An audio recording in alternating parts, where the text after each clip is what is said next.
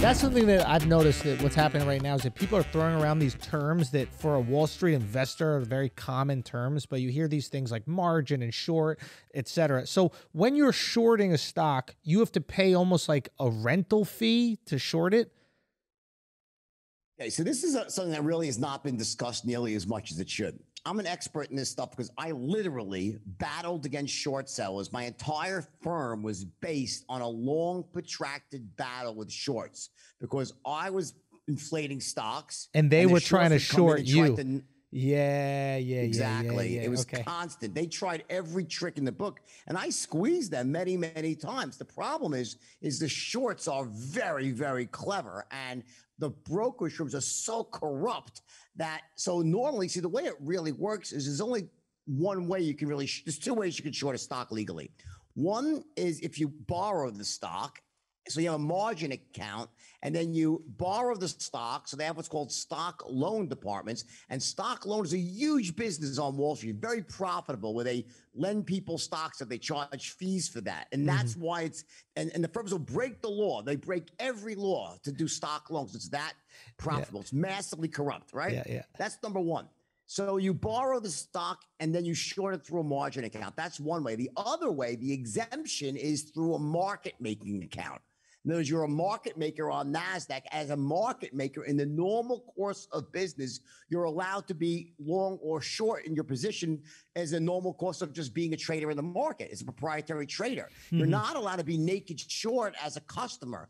It's against the law to be naked short. But what they do is the brokerage firms allow people like these big funds to skirt the law and stay naked short through what's called prime brokerage accounts and other accounts. They just allow them to do things they should not be doing. And then what happens is they also steal stock out of accounts that should not be, stock shouldn't leave. Because you cannot take stock out of a cash account, only a margin account.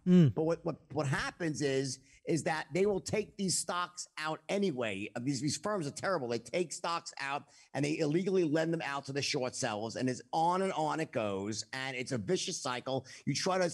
I had times when my stocks, 200% of the stock was trading. They're short two times over, and yet they should be being bought in, as the phrase goes, but they're not, because the clearing firms are corrupt and they don't buy in the shorts. They're in cahoots with them. That's what's going on. So in other words, people are shorting, or they shorted more stock than there actually was.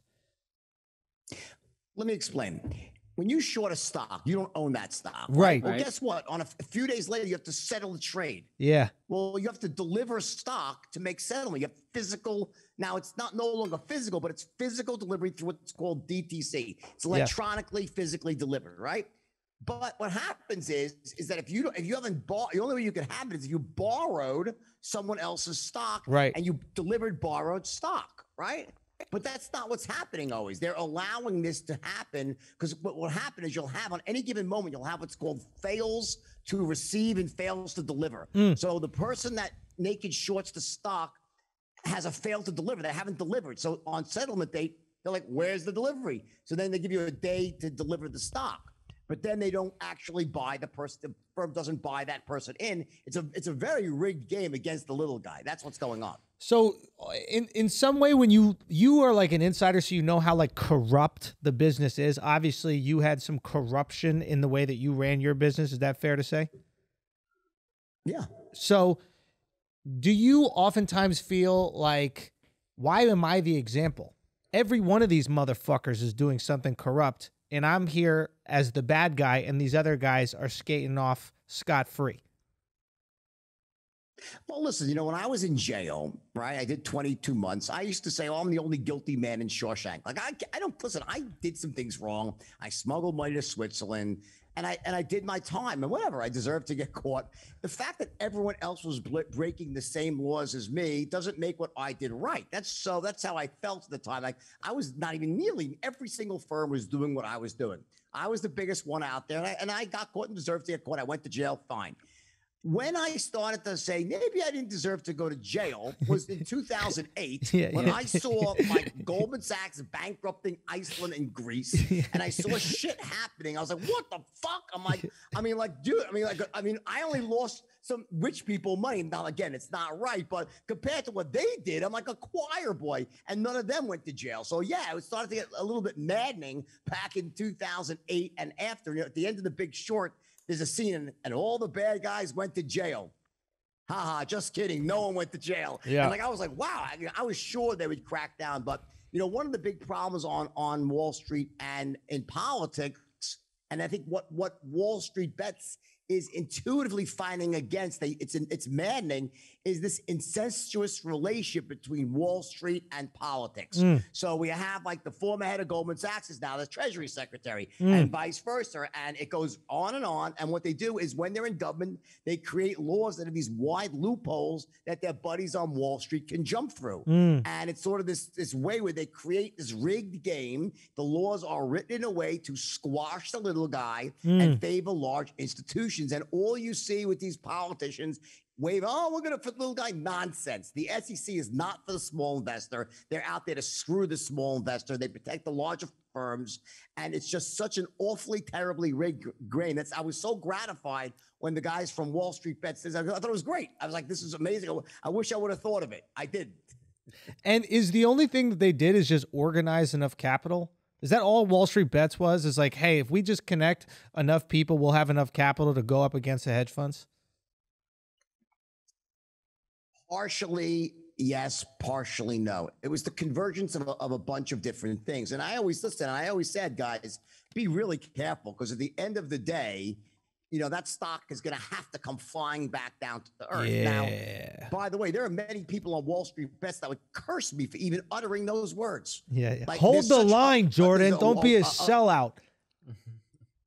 And you know, and it's really, you know, there's people there, like I could support them and say, he's an asshole. Like there's really zealots on that Wall Street Bets that, like, it's just anybody that has any sort of affiliation to institutions in general must be evil. So you could be on their side and they'll still hate you, right? So those people are just whatever. I don't care. They're just nuts, right? But for the most part, I think there's a culture there of distrust, and they deserve to have that culture. What happened was a convergence of events. So what you have is, at the same time that the power of social media is allowing people to connect in ways they could never connect before, you have platforms enabling people to trade in real time without heavy trading fees. So you put those two things together in the same spot and combine that with a general populist movement right now that we see spreading all throughout the country and the world in different shapes and forms. For example, you know, you could look back is what happened with Trump and say it was a populist revolt against what's going on with the big institutions. Like, I don't care. You could hate Trump, but I just want to screw over. It's like, it's a protest vote against Washington. Right? You could then say, and even when you hate Trump, as much as you could hate Trump, when they deplatformed him, you might, oh, yay. But in your stomach, you knew it was wrong. You knew it was wrong because you say there's something wrong when people can be silenced, and the First Amendment, it can be just stamped on like that. When you see big tech, people being worth $100 billion. I love Elon Musk, okay? I think he's a wonderful guy, but I think generally he'd agree with this, that when you see this concentration of wealth and Wall Street flying, like the Dow flying while America is suffering in a pandemic, when you see people locked down in their house and can't go out to restaurants, and Gavin Newsom is eating in the French Laundry, we take it on the chin, but in our stomach, it's evolving. So I think all of these things are connected into a moment of, like, there's a zeitgeist, an anger here. Yes. And when you put money into the equation like this, guess what? All of a sudden you saw AOC and Ted Cruz agree on something, then you know you really have something that's really strange going on. Yeah. So I think that's really, you're right, it's a populist movement in many ways. Yeah, it almost feels, I was going to say that it is kind of parallel to what happened with Trump, where people were rejecting the political institution, right? And this feels like a rejection of the Wall Street or the banking institution.